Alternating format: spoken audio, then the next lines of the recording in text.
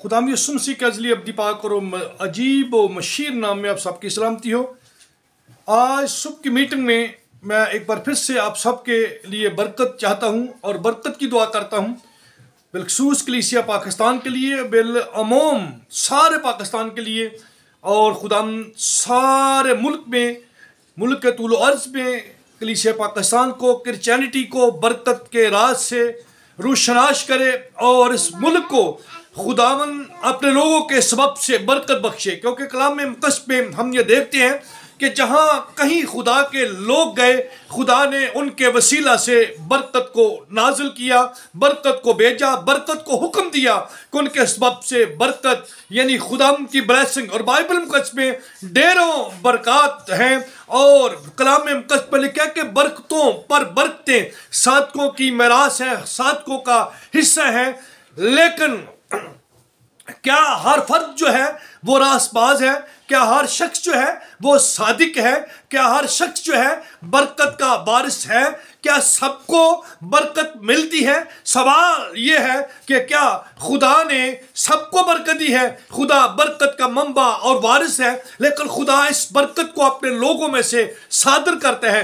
कौन से वो लोग हैं जिन पर खुदा अपनी बरकत को नाजिल करता और किन के वसीला से खुदा अपनी बरकत को दुनिया में, जहान में, कौमों में सेंड ओवर करता है, भेजते हैं? ये खुदा का अपना ला है और ये ला उन पर अपील होते हैं जो खुदा के साथ चलते हैं। आइए खुदा के मुकद्दस कलाम से देखते हैं कि खुदावन का कलाम हमें ये सिखाता है। इस ज़मीन को अगर देखें तो कलाम में मुकद्दस पे लिखा है कि नूह बरकत का सबब ठहरा और इससे पहले भी लोग बरकत हुए हैं। हाबिल भी बरकत में से है, उसने खुदा के कलाम की तामील की। लमक के बारे में देखते हैं, हनूक के बारे में देखते हैं कि वो खुदा के साथ 365 दिन तक चलता, सालों तक चलता रहा और बिल आखिर खुदा को पसंद आया कि खुदा ने उसे उठा लिया। हम एलिया के मुतालिक देखते हैं कि वो बबरकत शख्स था। यहाँ पर हम बिलखसूस बात करेंगे कि जैसे खुदा का कलाम हमें यह सिखाता है कि खुदा ने बरकत का वादा किस शख्स के साथ किया। तो आइए खुदा के कलाम में हक में पढ़ते हैं। खुदा का कलाम हमें यह सिखाता है, पैदाइश की किताब उसका 12वां बाब, वहां बड़ा खूबसूरत बयान है मुकद्दस अब्राहम की जिंदगी के मुतालिक लिखा है खुदा के कलाम में हक में।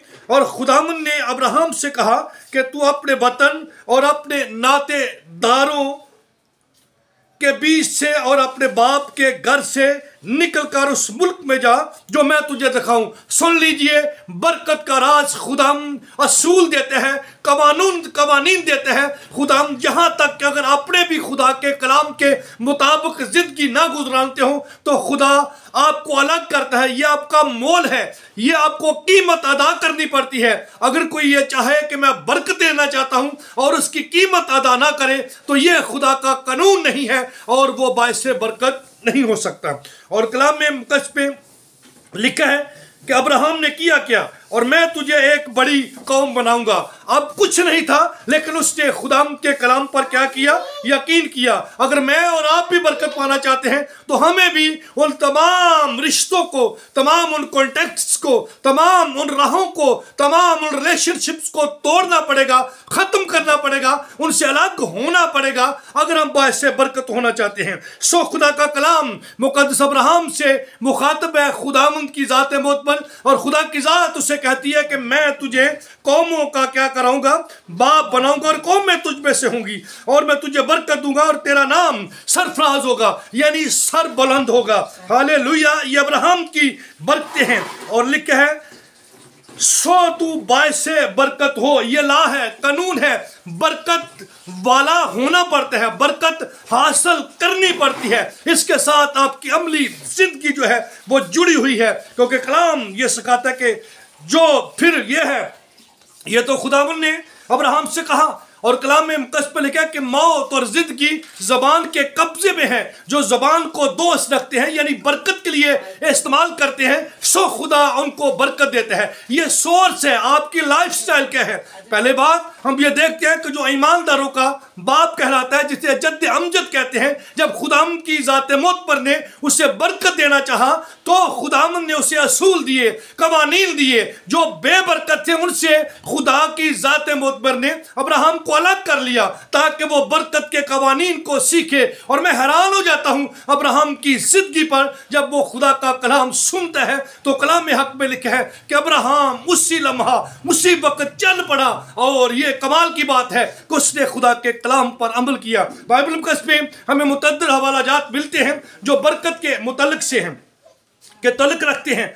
सो हम ये देखते हैं कि अब्राहम की बरकतों के मुतालिक अगर 18वें बाब में देखें तो वहाँ भी खुदाम का कलाम अब्राहम की बरकतों का तज़किरा करता है। और ये बरकतें मुनकिल होकर आगे जाती हैं। ये इसहाक में गई, इसहाक ने अपने बेटे को ब्लेस किया, याकूब को और ईसू को, उसको अलग अलग बरकतें ठहरी। और ये हमें पता चलता है कि ये सोर्स जो है ये बाप से बरकत का शुरू होते हैं। सो एक रासबाज बाप की जिंदगी से ये बरकतों का दरिया बहता है खुदा के कलाम के मुताबिक। और फिर हम देखते हैं अब्राहम की जिंदगी, अगर गिनती 6 बाब की 24 आयत को देखें तो वहाँ खुदावन ने मुकद्दस मूसा को ये ला दिया कि वो हारून को कहे कि वो अपने बच्चों को और अपने खानदान को ब्लेस करे। खुदाम तुझे बरकत दे, खुदाम अपना चेहरा तुझ पर जलवा गर फरमाए, खुदाम अपना चेहरा तेरी तरफ मुतवज्जे करे और तुझे सलामती बख्शे। ये तरीक़ेकार था। और खुदाम के कलाम हक में लिखा है कि खुदा ने मुकद्दस मूसा को ये लॉ दिया, कानून दिया कि ये बरकत जो है वो हमेशा जारी और सारी रहनी चाहिए। और खुदाम के कलाम में ज़बूर नवीस 115 ज़बूर में लिखता है कि खुदाम उन सब को बरकते देता है। किन किन को बरकते देता है? उन सब को बरकते देता है जो खुदाम से डरते हैं। ये कौन है? इनकी उम्र का कोई हिस्सा नहीं है। कलाम मुकद्दस में लिखा है कि खुदा उन सब को बरकत देता है, बरकत बख्शता है, क्या छोटे क्या बड़े जो उससे डरते हैं, खुदाम का शुक्र करते हैं कि खुदाम मुनसफ है, मेहरबान है, वो अपने लोगों का ख्याल करता है और अपने लोगों की मुहाफ़ज़त करते हैं। सो ला और कानून ये है कि जो लोग खुदा से डरते हैं, खुदा का खौफ मानते हैं, खुदा उनको बरकतें देते हैं। अब्राहम ने भी ये किया और उसने ये कीमत अदा की। और अगर आगे देखिए कलाम हक को तो 30 आयत में लिखा कि जो तुझे मुबारक कहें उनको मैं बरकत दूंगा और जो तुझ पर लानत करे उन पर क्या करूंगा? मैं लानत करूंगा। और तू जमीन के सब कबीलों के लिए वसीला बायसे बरकत ठहरेगा, क्योंकि मैं तेरे वसीला से बरकत बख्शूंगा। और कलाम हक में लिखा कि जब ये सारी बातें खुदाम के साथ बिल्कुल इनकाउंटर मुकद्दस अब्राहम की हो रही थी तो अब्राहम ने फौरी तौर पर वही एक्ट किया जो खुदा उससे देना चाहता था। कलाम हक में मुकद्दस मूसा की जिंदगी को देखें तो इल्हाम अक़दस पे यह बात लिखी है। उसने कहा मुकद्दस योशुआ को, यह शरीयत की किताब तेरे मुंह से ना हटे, तुझे दिन रात इसी का ध्यान रहे। उसने इस्तिस्ना 37 में, 33 में, 28 में इन बातों का तज़किरा किया, ये रिवील किया, इसको बार बार रिपीट किया कि मैंने मौत और जिंदगी को तेरे सामने रख दिया। अगर तू खुदा के हुक्मों के मुताबिक जिंदगी गुजारे तो तू बायसे बरकत होगा। सो हम तब बरकत पाते हैं जब हम खुदा के कहे के मुताबिक, जो खुदा कहे अगर उस पर अमल करते हैं। सो एक बात याद रखिए, खुदा आपको बरकत देगा। हम बरकत के वारिस हैं। याकूब ये कहता है कि ये ब्लेसिंग हमारी है। मुकद्दस पतरस ये कहते हैं कि किसी को गाली के बदले गाली ना दो, क्योंकि हम बरकत के लिए बुलाए गए हैं। मुकद्दस पौलुस भी रोमियो के खत में 12वें बाब में इसको बयान करते हैं कि हम सबबुल बरकत है, बरकत का वसीला है। इस ज़मीन पर खुदाम ने हमें बरकत के लिए भेजा है। मसीह अल खुदाम जो हमारे आका मुनज्जी कायनात हैं, बनाने वाले हैं, जिनकी नजात मुखलिस जिसके खून के वसीला से हम खरीदे गए हैं, उसने ये कहा है कि जो तुम्हें सताते हैं उनके लिए क्या करो? बरकत चाहो। सो हम मंबाए बरकत है, सोर्सेज ऑफ ब्लेसिंग है। और ये ब्लेसिंग आका दो जहान खुदाम यीशु अल मसीह से सादर होकर, खुदा बाप से सादर होकर उसके बंदों में आती है और उसके बंदों से सादर होकर दुनिया कायनात में फैलती है। और कलाम मुकद्दस में अगर बाबरकत लोगों की जिंदगी को देखें तो खुदा का कलाम ये सिखाते हैं कि याकूब बाबरकत था, उससे जिस काम को हाथ लगाया खुदा ने उसे क्या की? बरकत दी। अगरचे उसके मामू ने 10 बार उसकी मजदूरी को बदला, जो मजदूरी उसके मामू ने ठहराई वही उसकी मजदूरी बढ़ती चलेगी।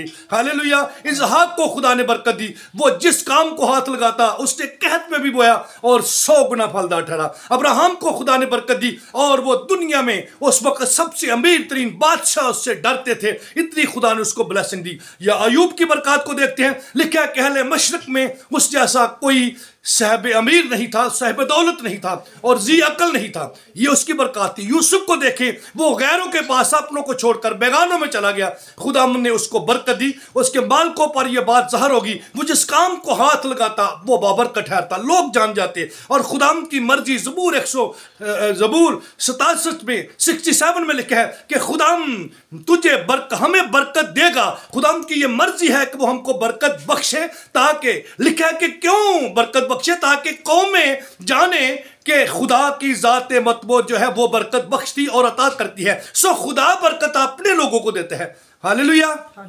और जितने मसीह यीशु में हैं ये सब उसके हैं, और हमारी रासबाजी हमारे अमाल के सबब से नहीं है, ये तो खुदा यीशु मसीह के लहू और उसकी रासबाजी के सबब से हमें मुयस्सर है। जो मसीह यीशु की रासबाजी ही में है, अब्राहम की तमाम बरकतें जो आसमान की बरकतें हैं, जो ज़मीन की बरकतें हैं, बल्कि बड़ा खूबसूरत वाला 1:3 में लिखा है कि खुदावंद ने हमें आसमानी बरकत को मसीह यीशु में हमें अता की। गलतियों 3:9 में लिखा है कि आसमानी बरकत जो है वो रूहानी बरकत यीशु मसीह में खुदावंद ने हमको क्या की है, अता की है।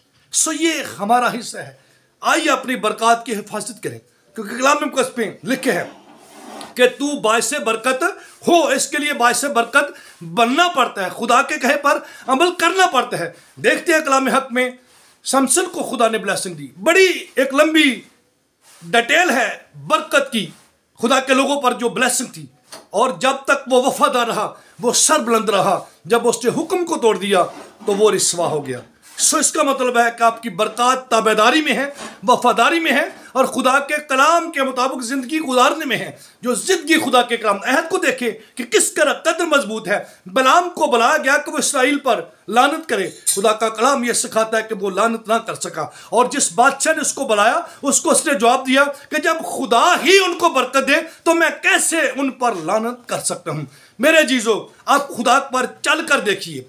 अब्राहम की जिंदगी की तरह अपनी जिंदगी खुदा के हाथों में सौंप कर देखिए। यीशु मसीह को अपना हकीकी नजात दहिंदा मान कर देखिए। मैं आपको यकीन दिलाता हूं, आप पर लानत करने वाले जो हैं उनकी लानत उन पर वापस लौट जाएगी।